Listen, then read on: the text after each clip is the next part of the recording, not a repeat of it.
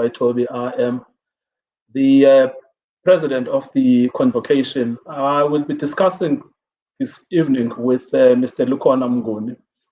But briefly, just before we start the conversation, I mean, this is an online lecture series organized by the Walter Sisulu University convocation.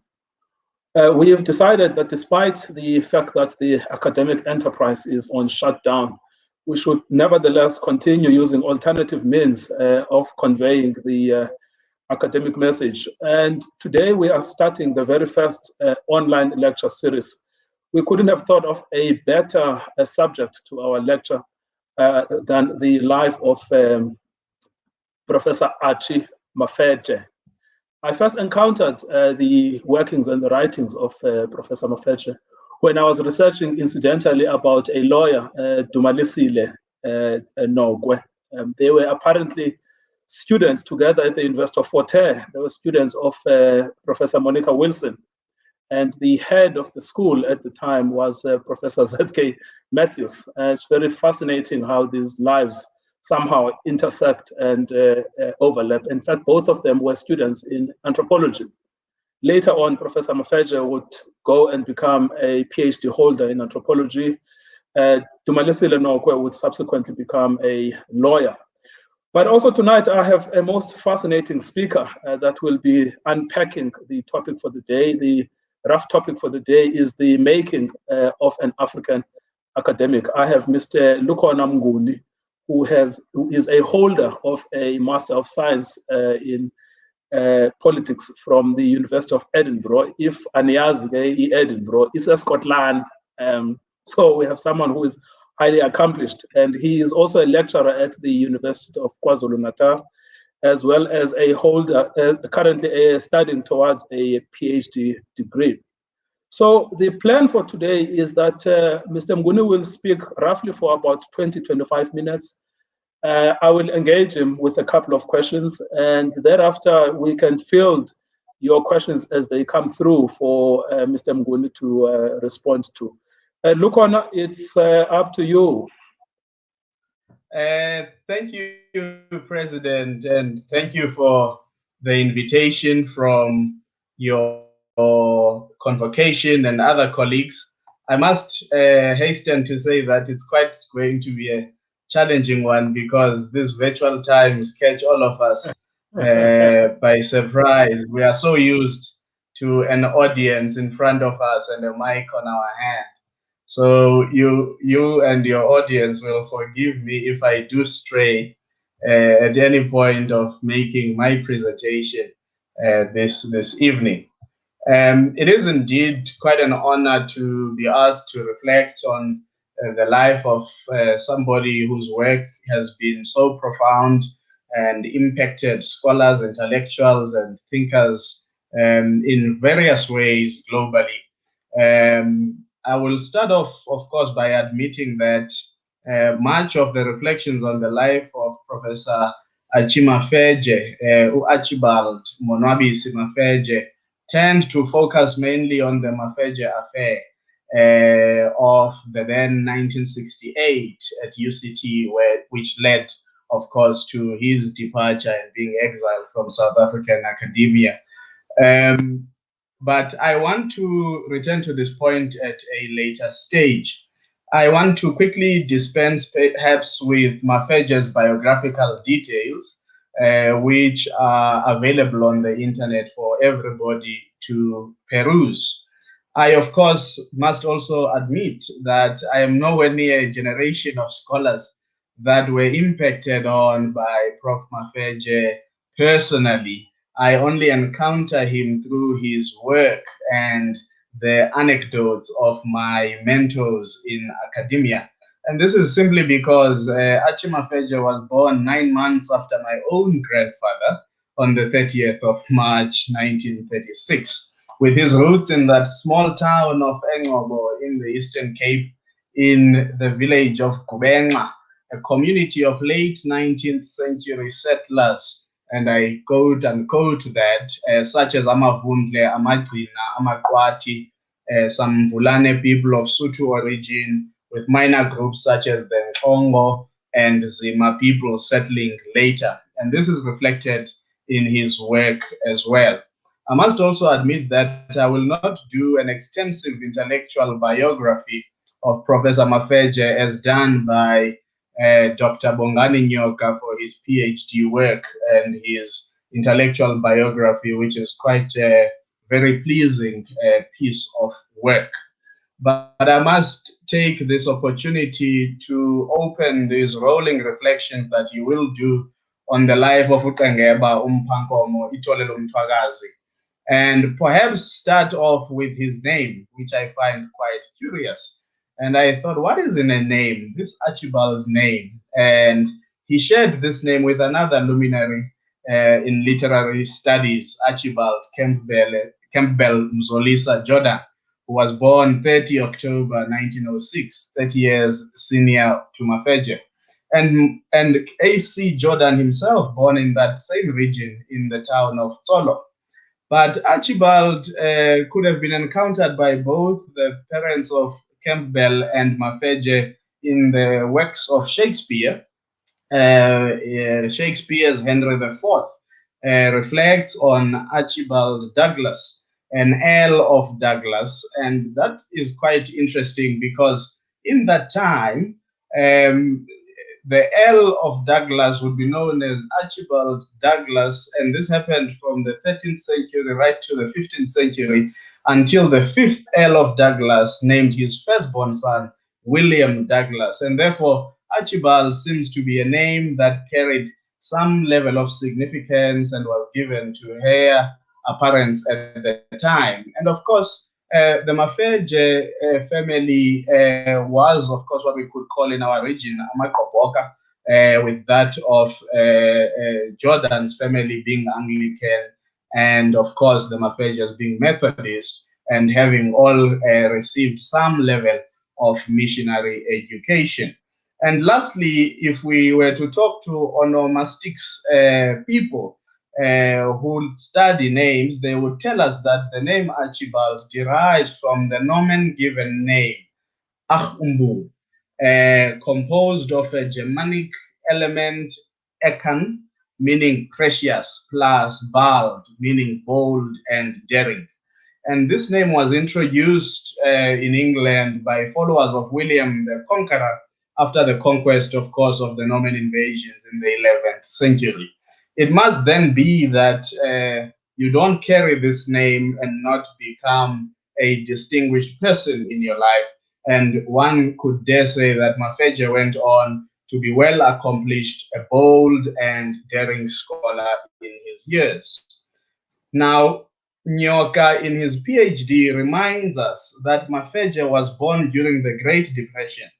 And the same year, 1936, was the notorious heads of bills, was the same year the notorious heads of bills were passed into law, effectively to dispossess his people of their land completely. These heads of bills were the Representation of Natives Act and the Trust and Land Act. This took away the franchise of Black people in the Cape Province. And Nyoga, citing Magubane, states that the Native Trust and Land Act not only extended the native service contract to the Cape and the Orange Free State, but also went far beyond the principles of the 1913 Land Act, which forbade sale or lease of land outside the scheduled areas of Africans. Instead, it established that the conquered land could not be acquired by Africans either by commercial purchase or political means. Nyoka then concludes that not only did this signal the end of a 3-century-long struggle for land, but also meant that the white settlers had won. This is the socio-political and socio-economic environment of Mafeje's birth. It became engraved in his lifelong intellectual inquisitorial pursuits. And if we reflect on his work, in 1937, in 1973, he would write about agrarian revolution and the land question in Buganda.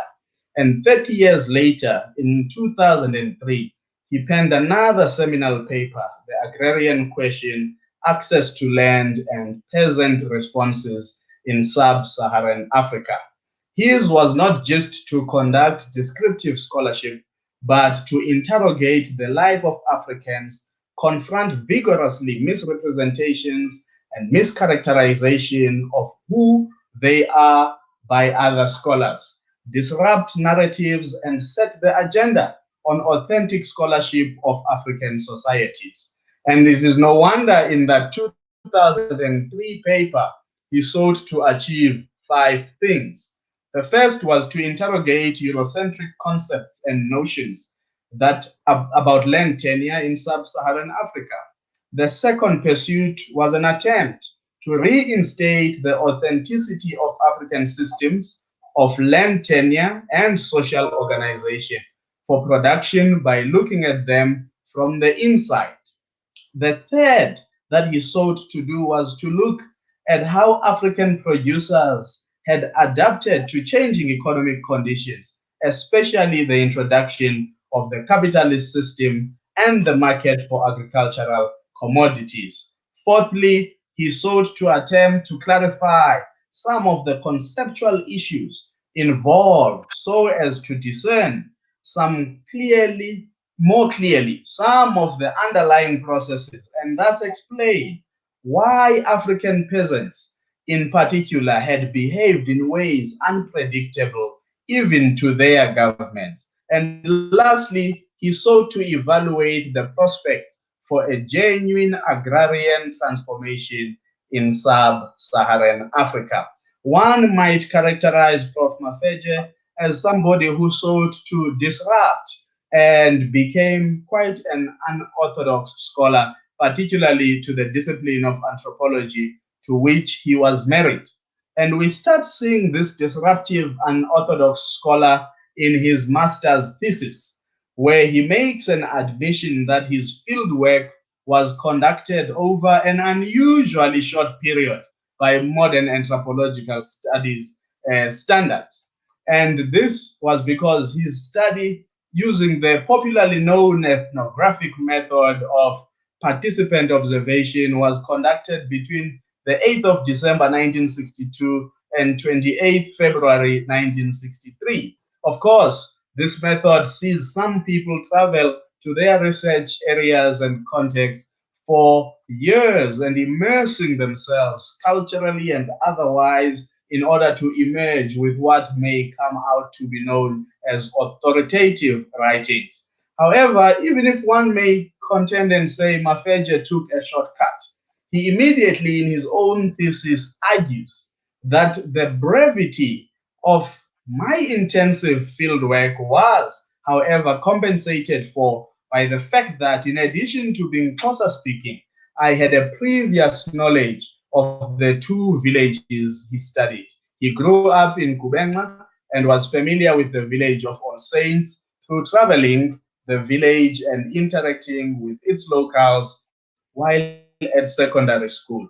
There is a lesson here we can take from Mafeje.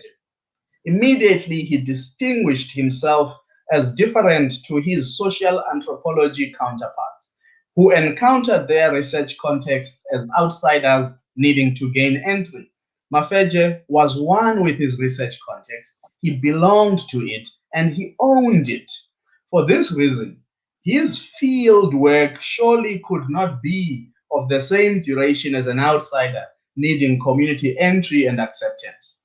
In the moment, he teaches us not to look too far for research subjects. He reminds us that growing up in a place generates capital, but we do not know enough of our communities simply because we grew up in them. Thus, perhaps, we cannot speak authoritatively of our kin and neighbors merely out of association. We must not be the voice of those we know.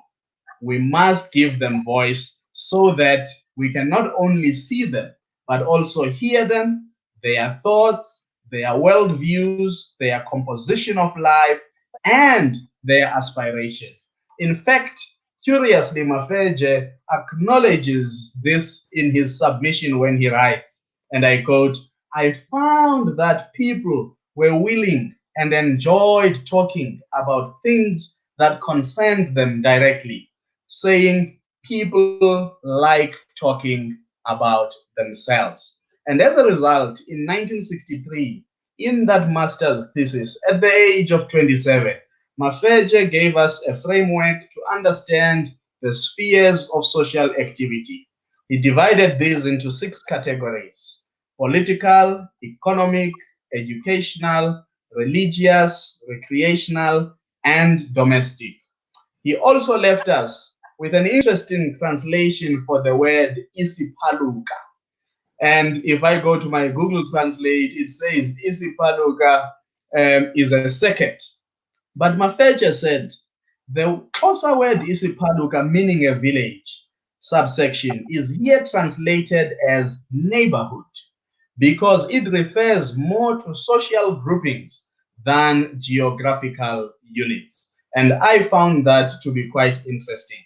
And at that moment began a journey that would span almost 44 years of scholarly inquiry and intellectual engagement in pursuit of an authentic lens to view Africans, our lives, and our societies. Mafeje's agenda was clear. The African must be humanized by the African. At times it feels he pursued anthropology out of annoyance with its preoccupations with the subaltern people and the various portraits it drew as representations of these people. His was Protestant scholarship, because what had been normal in scholarship was abnormality itself. In truth, his was authentic and genuine scholarship that needed to be the new normal. And this is why in his 1971 article published in the Journal of Modern African Studies entitled The Ideology of Tribalism, we see him trying to reclaim the image and place of Africans, unburdening the Africans from being studied solely through the optics of tribes and tribalism in anthropological study became one of Mafeje's earliest scholarly pursuits. In that article, he provides a viable critique on the marriage between anthropology and political science. At a time, global South scholars elsewhere in the world were grappling with the wave of modernization theorists, such as Walt W. Rostow. If you travel, for example, to Latin America, you will find Fernando Cardoso, who went on to become the Brazilian president, working with Enzo Faleto, publishing a book entitled Dependency and Development in Latin America, first in Spanish in 1969, and the English version appearing 10 years later.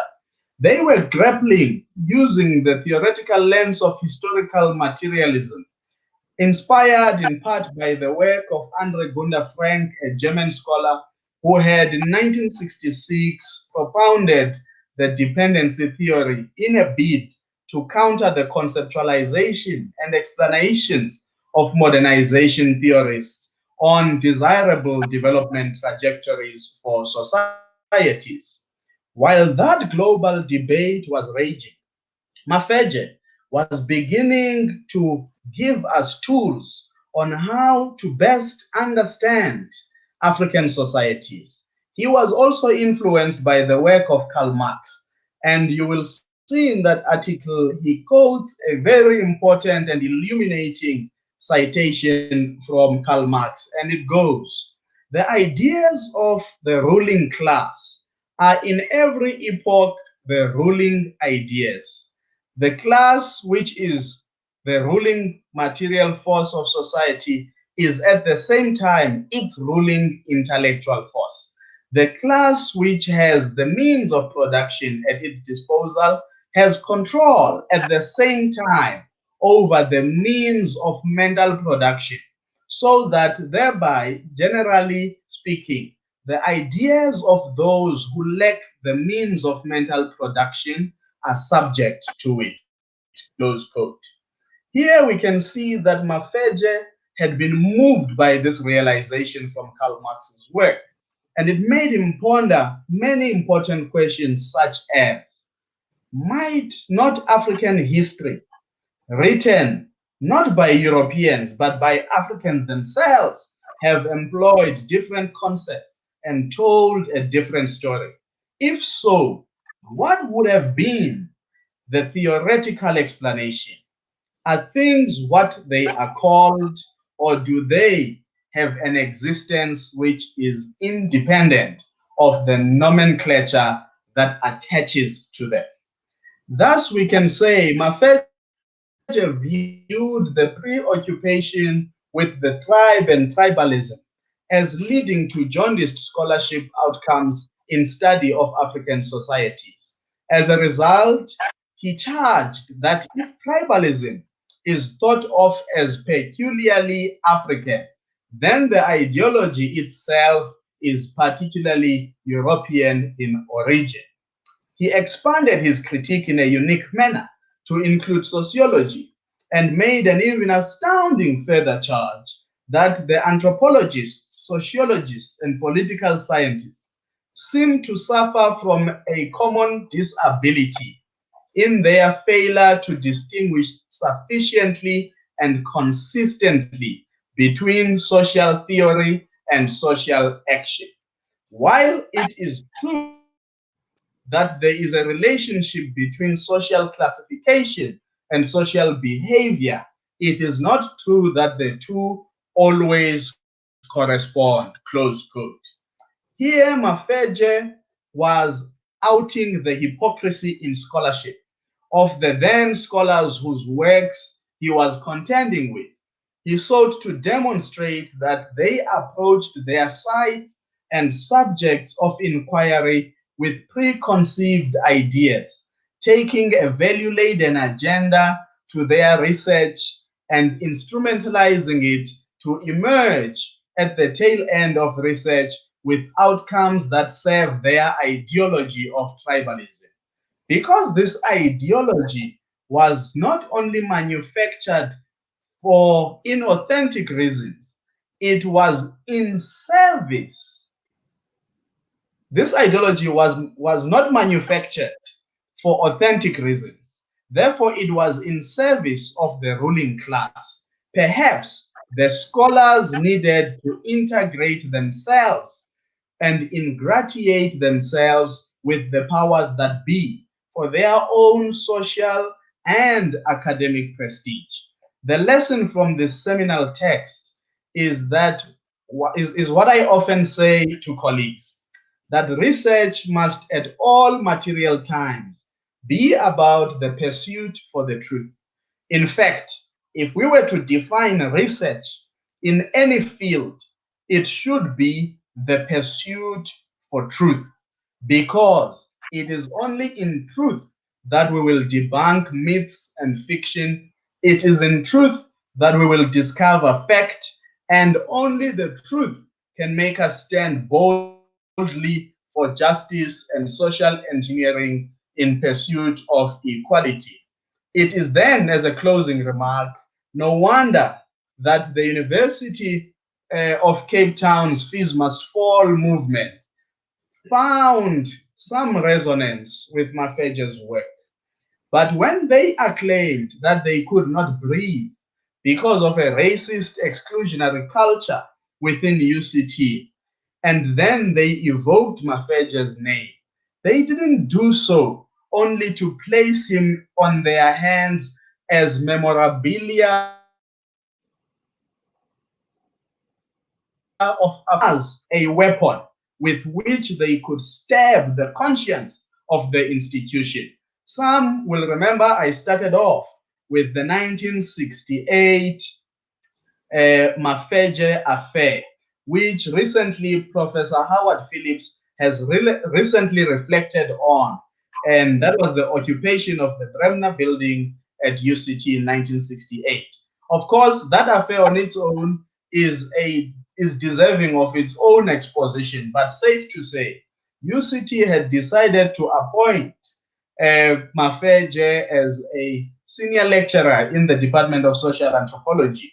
But the government, the apartheid government, strong-armed the university's highest decision-making body, which was council, to withdraw. And in a letter that was written by de Klerk, Senator Jan de Klerk, the father of the former president F.W. de Klerk.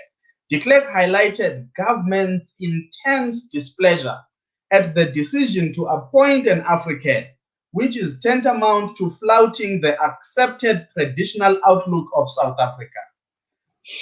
And he then instructed them, should your council disregard my appeal and give effect to this decision, the government will not hesitate in taking such action as it may deem fit to ensure that the tradition referred to above is observed. And of course, that tradition of apartheid was to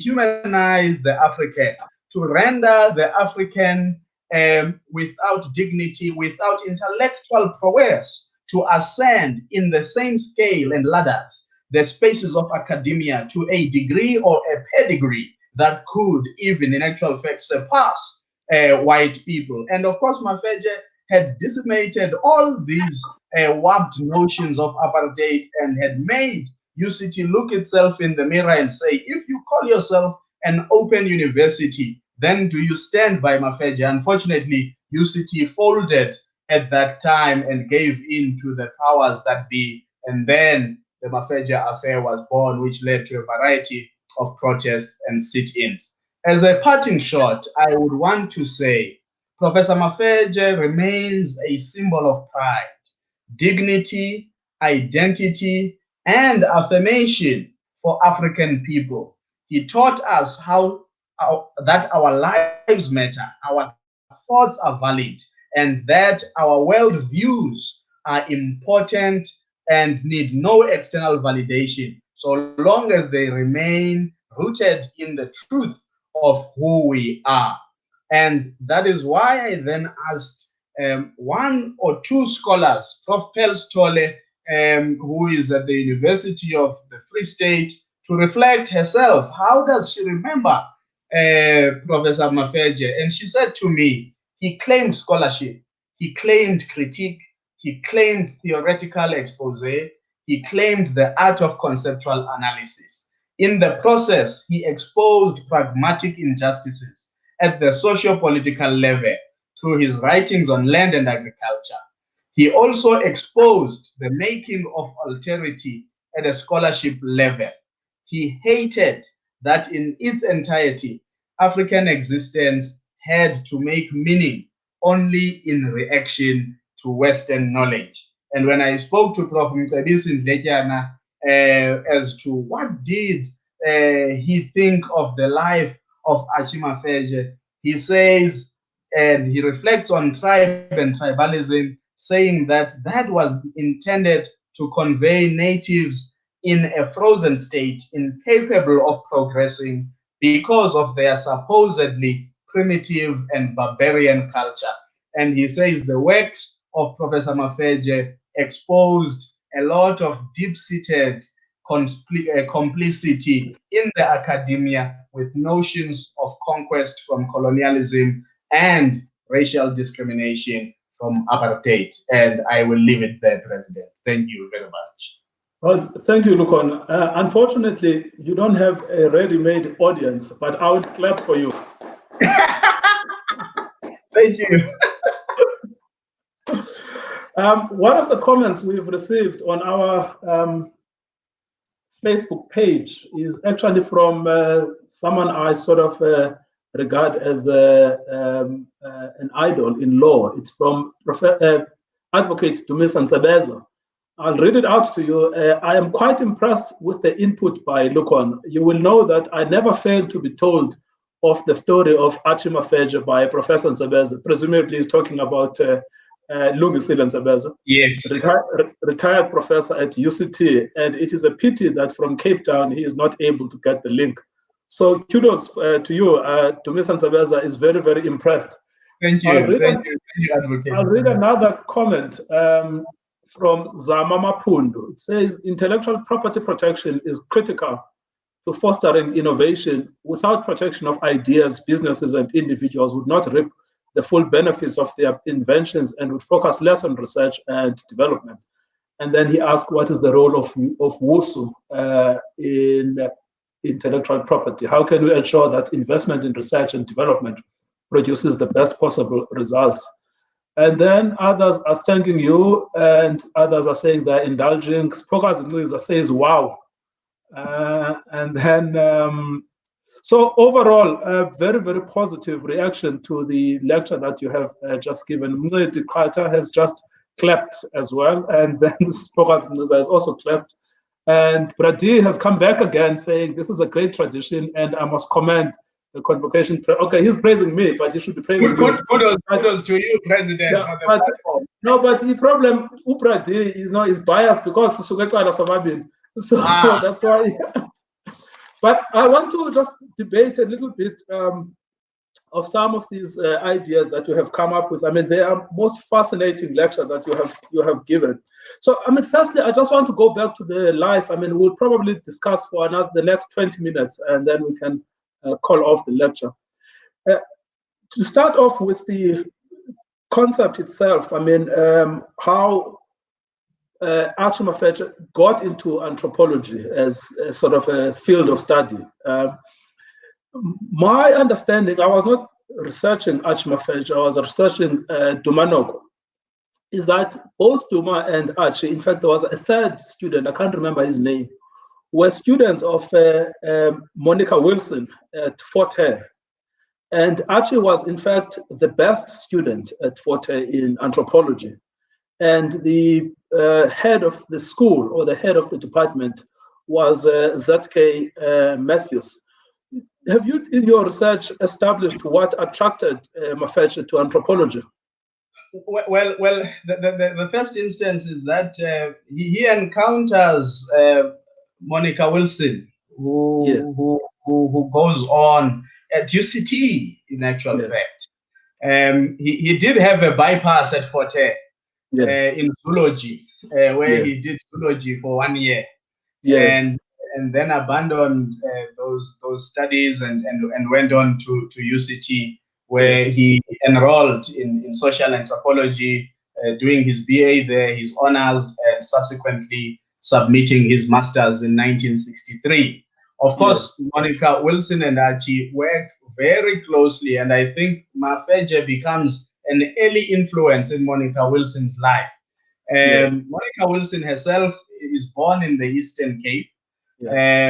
From missionaries from Scottish Presbyterian Church, and so they encounter each other and they publish a book on Langa in 1963 that they research in Cape Town.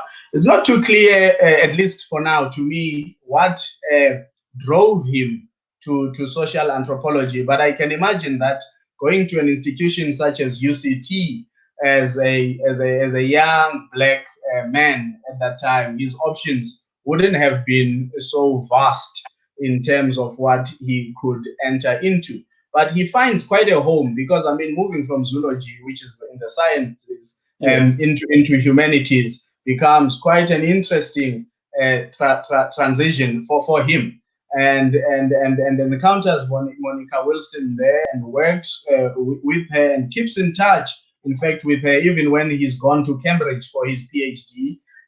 Monica herself had acquired her PhD in Cambridge. So I think they become quite mutual, influencing people and thinkers, and really nudges Monica Wilson towards other worldviews. I mean, he even praises her and her husband for moving towards notions of talking about social change when looking at African societies, rather than just being stuck in the prisms of analysis of tribe and tribalism itself. Yes, and I think also at UCT, it was in fact Monica that worked so hard to secure the scholarship that Mafeje subsequently got, which took him to Cambridge. No, absolutely, and you can imagine. I imagine Monica quite bewildered on one hand and fascinated on the other of this very smart. There's no doubt in the works of Mafeje that he was extremely brilliant from a young age, I mean, in 1963, when he files his master's, he co-authors this book with Monica Wilson, and in the same year, he writes a 55-page review. I mean, when you read the intellectual biography of Bongani Nyoka, you encounter that he writes a 55-page review of another book at the request of Monica Lewis. This is no doubt somebody who was dedicated to his work, who was extremely conceptual, because in academia, there is nothing that draws senior academics to a student more than a person who's able to move away from the descriptive and enter into the field of conceptualization and theorizing. And Mafeje distinguished himself at a very young age, and I think Monica Wilson couldn't pass the opportunity to give Archie Mafeje the best of scholarship that was in her mind, assisting him to go to Cambridge. So there are also other students at the time. Oliver Tambo has started a law firm in Johannesburg together with Nelson Mandela. That is attractive at the time to Mafeje's friend and Dumanogo. But all of them, the three I've spoken about, Oliver Tambo, Nelson Mandela, Dumanogo, they ultimately go the political route. Yes. They all became, I mean, Oliver Tambo was a teacher first, but he subsequently became a lawyer. But they went the political route. But Mafeje does not go the political route. He doesn't go where everyone else is going, but he instead goes the academic route. I mean, would you also ascribe this to the influence of Monica Wilson, or was there something innate in him that drove him to the academic route rather than, it seems at the time in the 60s, the most obvious choice for an educated African is a political route? Well, I think innate, but also something that he took from home. Mafeje's parents both were educators. His father becoming a school principal and his mother an educator. And I think when you come from a home of that nature and you have been given an opportunity to sort of cut a pattern from the parents and gravitate towards scholarship, you then take it quite seriously. But I also think Mafeje then makes a realization as he pursues his studies that he does have a keen eye on scholarship, a keen critique, and a critique that is well received when he makes it on how Africans are studied, how sociology, anthropology, and political sciences are managed as bodies of knowledge, not in service of humanity, but in service of a ruling elite and a ruling class. And this is why in one, because of time, and I wanted us to have the interaction, in fact, in some of my notes I said, Archie Mafeje took activism where it mattered the most, the battlefield of ideas. He personalized this adage that says the pen is mightier than the sword. So while others gravitated towards politics, towards political activism, I think it's the pen is mightier than the AK-47. Well, of course, I mean, at that time, the MK had been launched in December. Exactly. 1960, the early 60s. But I also think in his mind, he quickly realized that through teaching and remaining in the academy, he could actually be much more influential to activism, because among activists, the reading culture had been there, scholarship had been there. So there was no doubt in my mind that in the early 60s, some people needed to differentiate. Will I go through the arts and the music space? Will I go through the academic space? Will I go through the space of political activism? And you see all sorts of other people who come up, part of that generation, like Bernard Makubane, who influence academia in quite interesting ways. So I suppose your point, and I think it's the most fascinating one, is that the lecture room is also a site of struggle. And that the distinction that I'm drawing between the lecture room and the struggle is a false distinction. No, they have a symbiotic relationship that feeds off of the other. In fact, one of my biggest critiques of where we are as a country is that there has become a schism between the political leadership and the intellectuals of the country. It's seen as if they are in a collision course of sorts, counter-revolutionary, anti-government and anti-state in a way. Yet we should be seeing greater alliance between the intellectuals of our country and those who are governing, so that we can bring the best of ideas, just as they were married in the time of struggle. There is no doubt who needed to be a political education commissar in the party, for example, during liberation days. There is no doubt if you listen to people who went to universities such as Forte, who went to the University of Durban Westville, I mean, the likes of Jake Gerber declaring the University of Western Cape as the University of the Left. And you could even go back to your high schools like Lovedale and where Mafeje himself went, Heathertown. Those were melting pots of activism with a tinge of scholarship. And I think it was already part and parcel of struggle that people needed to be educated and people needed to immerse themselves in intellectual engagements. Let me just say there's a couple of comments that have come through here. So I think I want to read one or two of them. There's Chris Ndimpiwe Gilili, very insightful remarks, Lukhona. I'm able to draw my own image of the academic Mr. Mafeje, very well articulated. Ziwa Xolo, great presentation, Lukhona. Mishek Mugabe, I think I know this one. Well done, Mnguni. And then they are talking about me, that I should continue with the engagement. Someone else, Nompumelelo Tabete. Impressive, Lukhona. I know it's the second time. That's one of my mentors. Oh, I see. Musa Tsidichana, very insightful remarks. And then Zama Mapundu, I'm not reading you again. And then it's Tulas. We need more of these talks. Vegas Fumase, congratulations. And Singalona Tengela, I must be honest, I only heard about Professor Mafeje when an announcement was made about this lecture. Wow, can you believe that? I did a bit of reading, but Lukhona has schooled me. This is a very informative session for me.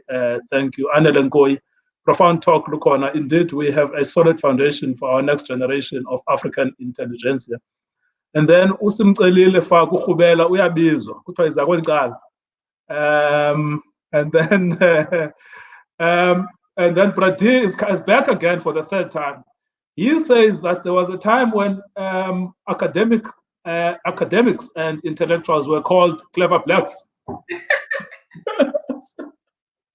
But I mean, this is a serious point, isn't it? I mean, what do you say about we debated this briefly, but what do you say about the schism? You know, that politicians essentially view academics with a little bit of skepticism. They don't see them as part and parcel of the struggle, if I can put it that way. In other words, we have to center the ways of understanding African thinking, African methodologies, and African lives into the body of scholarship. But the reality of it is that politicians really think that academics are not doing what they should be doing. Well, both in your capacity as an academic and also drawing from the life of Archie Mafeje. I think one calamity that confronts us is the ascendancy of the unintellectual politician who can't spend 10 minutes in the sauna of intellectual conversation, and they overheat and want to exit as soon as possible. That would be the rude way of putting it. I often tease Prof. Somadoda Fikeni and say to him, do you remember addressing a trade union conference? And after you were done with your address, it was meant to be a question and answer session. One comrade from the floor said, Chairperson, point of order. How is there a point of order during Q&A? And this comrade went on to say, no, Chairperson, time for the academics is over now. It's time to start with conference business, which meant that they found that they could dispense with the professor, which probably meant they were not even listening to the professor, and that's why they are not ready to engage the professor. Now, this is a political culture that has emerged in our country And I think we must call it out for what it is. If you look at the liberating class across Africa, in fact, a number of them were educated in the United Kingdom and were friends there. If you look at the likes of Kenyatta, Banda, Nyerere went to my alma mater, the University of Edinburgh, Kwame Nkrumah, Nelson Mandela, as you said, Oliver Tambo. The duty to lead politically was seen as the duty to be a forebearer who is a vision crafter and would be a custodian of that vision. It was not simply to lead for leadership's sake. It was to breathe into the political culture and life of an organization, something unique and quite profound. And those politics have been lost to us. So before people quickly say, but you are trying to attack some people. No, it's not that. We need to go back to our own history. We need to go back to the founding fathers of the African National Congress. If you look at the class of people, they were quite industrialist. I mean, that's why John Langalibalele Dube gets elected the first president of the ANC in absentia. Because when the people who were attending conference looked among themselves, they said, no, but there is another person who can take forward this organization and vision in much more capable ways. I mean, he had started a school, he had started a newspaper, and really things that are central to the intellectual project at that time. So that's what we are missing. And it's a debate we need to open up, and it's a debate that those who have a material contribution and some form of influence politically, who attend conferences and so on, must interrogate really the calamity of the rise of the unintellectual politician. Yeah, this term unintellectual politician, I think I'm going to abuse it. There are many unintellectual politicians I've encountered in my life. But just one of the points you make about Mafeje's sort of critique of the embedded Eurocentrism in the scholarship, is using Karl Marx. Now, this is something I always find difficult to reconcile. On the other hand, Black intellectuals say that we have to debunk Eurocentrism in whether it is in anthropology or in sociology or in political science, in my field, in jurisprudence. Yes. And I then go and write a long book trying to show that Africans also, African lawyers also developed some of these jurisprudential ideas, which are now commonplace and are associated with the West. But then the critique comes that that itself is an affirmation of Eurocentrism. So in other words, using Karl Marx to frame as a debate is itself an affirmation of Eurocentrism. How do you respond to this? I mean, where should Africans draw their base knowledge from if they are to somehow reject Eurocentrism? For instance, should we be having this conversation in English? Well, I mean, if Besipaya Makaya, Besizawuthetha, and I think it must be known that it's purely coincidental that we are both Xhosa speaking. It's not by design, because people are quick to say there's design. It's not by design. Of course, we alienate a number of other interested South Africans, not even people outside South Africa, who do not understand the language. This is at the heart of the legacy of fees must fall, roads must fall movements, in fact, Tembeka, because they have challenged institutions of higher learning to decolonize. Now, the question has become, do you then ban certain books, or do you broaden the scope of knowledge, inquiry, and acquisition? And I think at the heart of the problem is that when you deal with embedded Eurocentrism, you are dealing with embedded worldviews, with embedded values, and with embedded models that seek to deem what is legitimate scholarship that can be published and what is illegitimate scholarship that cannot be published. So you move into what my other mentor, Professor Zulu, calls the sociology of knowledge. Because at part, what is competing are different sociologies of knowledge.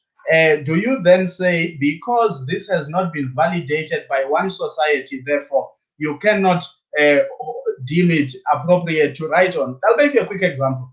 People who seek to write on spirituality, amadlozi, some people want to write about ghosts. You may find academics who don't want to go into that field simply because they lack the sociological embeddedness in societies that grapple with those notions of amadlozi and ghosts, and therefore would not be able to assist particularly young students who want to tackle various subjects that are close to their heart. Therefore, for me, it is about asking, what did Karl Marx stand for? Of course, Marx himself was not a Marxist. It's people who resonate with the works of Karl Marx who then find themselves to be Marxists. In fact, in the Marxism tradition, that's why you then have a number of offshoot schools, Leninism, Trotskyism, and all these other schools of thought that seek to battle and build on Marx's ideas.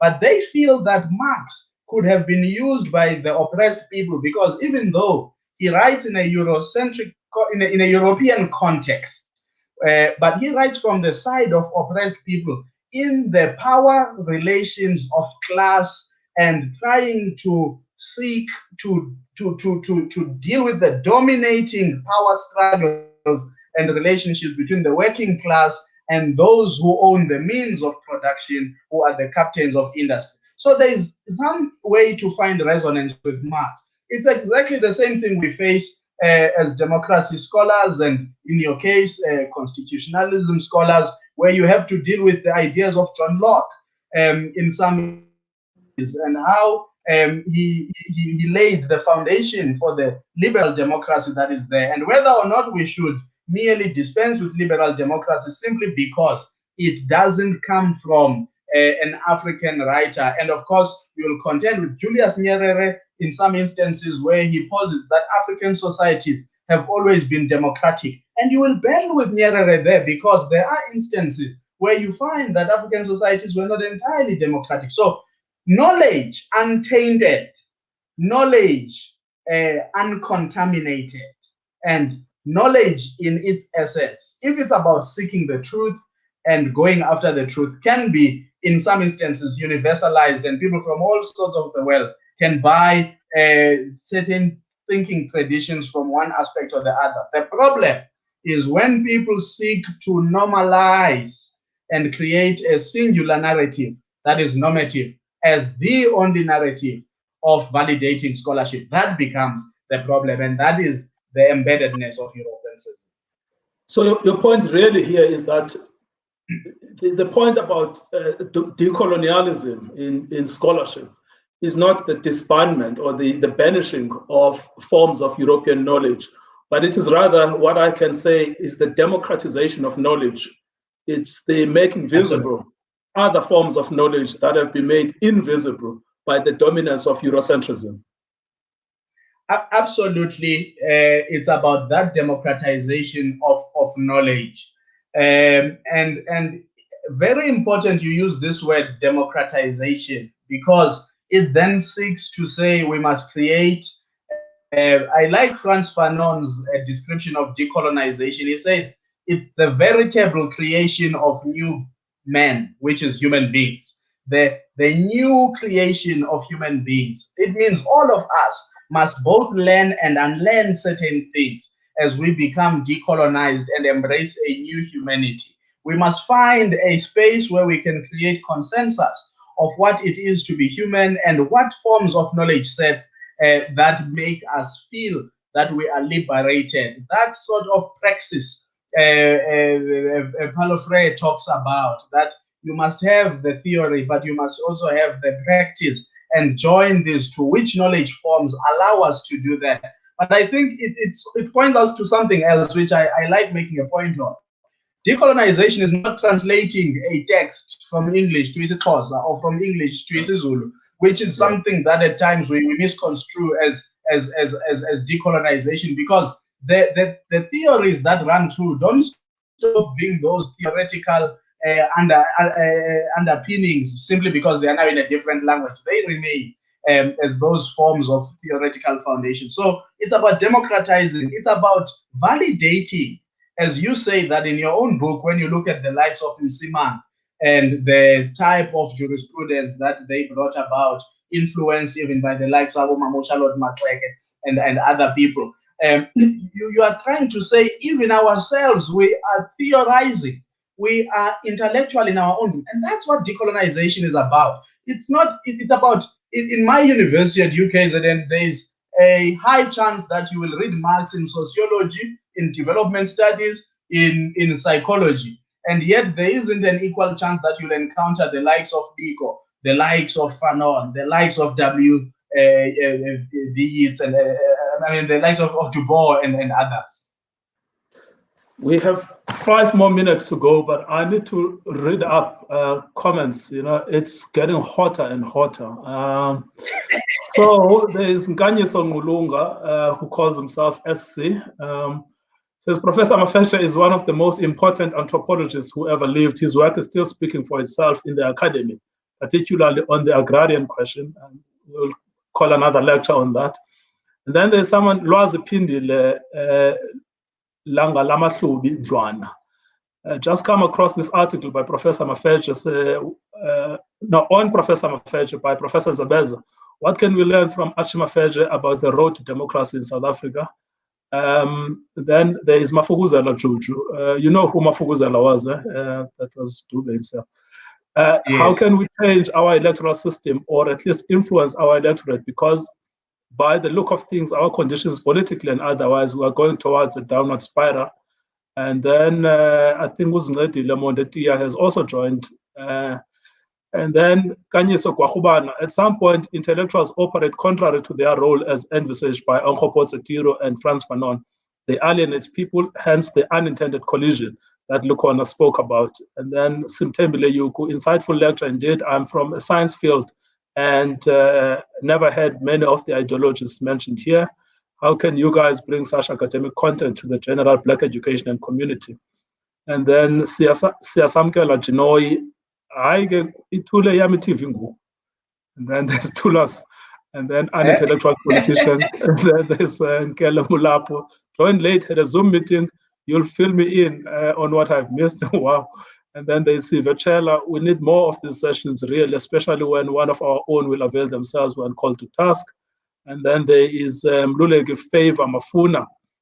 Mr. Valile Dwaye's input, the danger about the lack of partnership between policymakers and researchers is when politicians try to manage the world that does no longer exist. Of course, the academics should also guard against the same.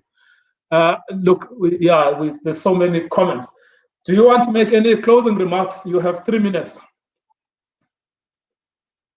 I think in closing, two things, which I thought I would ask you, but we've run out of time.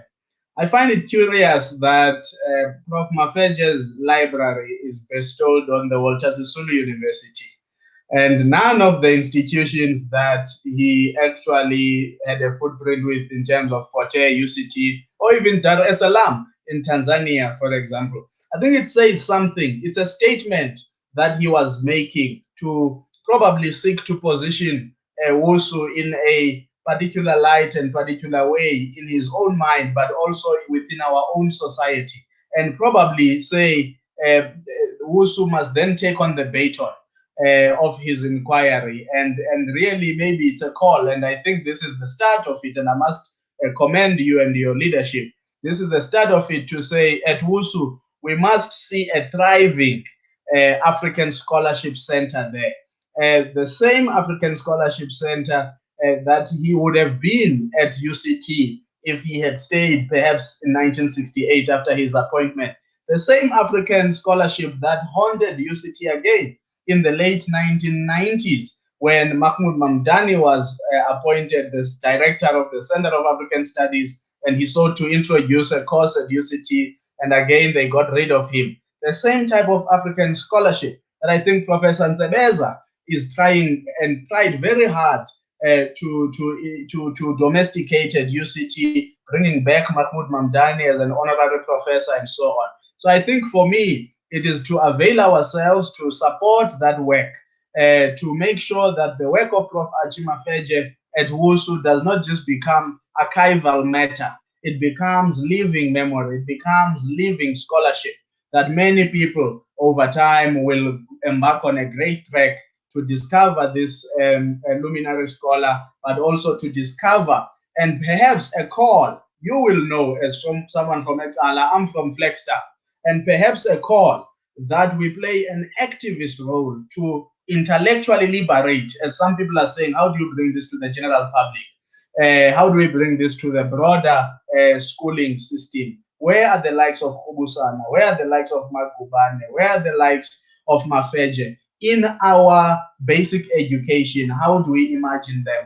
And how do we make sure that we rally society to becoming more intellectually awoken as we move forward and consolidate as a democracy? Fascinating. The plan from WUSU's, the convocation side is, I mean, I recently learned that the library was donated to WUSU. The material, I'm told, might be gathering dust in an office somewhere. The plan is obviously to begin a study of Mafeje, which is unknown, understudied, and even where it is studied, not properly studied, and to move towards a chair, the Archie Mafeje chair in anthropology, which will be centered in Umtata. And this is part and parcel of the restoration of the intellectual center, Umtata as an intellectual center. It was once an intellectual center, but those were difficult times. And to restore that center seems to us most appropriate to begin by looking at the works of Archie Mafeje. And obviously to digitize the archives. The best way of maintaining and keeping the archives is digitizing them. I learned when I did research to write my book that part of the problem with the white people is not only did they take our land, they also took our history. Most of the material, exactly, yeah. Most of our materials are in Oxford and somewhere in England, and it's very difficult to repatriate those materials here. So it was brilliant, it was excellent. I thoroughly enjoyed it, and I hope I can invite you to look at these phases beyond 1968 about what Archie Mafeje actually means and what his life means to us. And good luck with your PhD studies. I'm sure we will be calling you, even if it's not about Archie Mafeje, but it is about another topic of your interest. There is quite a lot of topics we canvassed today, but the anchor was Mafeje. Thank you, and good night. Thank you, and thank you to our viewers. Switch off first before you say anything. Thank you.